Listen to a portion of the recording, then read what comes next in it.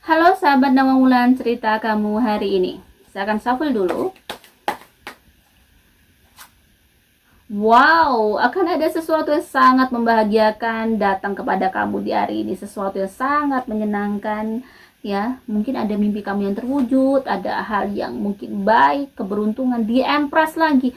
Wow, Dewi Fortuna, poinnya adalah satu hari ini menaungi kamu. Jadi lakukan apa yang mungkin bisa kamu lakukan yang mungkin bisa menarik keberuntungan itu, mungkin dealing dengan seseorang atau mungkin memulai apapun hari ini. Kenapa? Karena energi hari ini cukup besar dan cukup bagus untuk kamu. Di sini ada temperance, enlightenment, semuanya kayak lebih banyak tampak bersinar gitu ya. Hari ini semuanya sangat mudah. Zodiak apakah? Kita lihat. Wow, Cancer. Kita lihat lagi 3 kartu ya.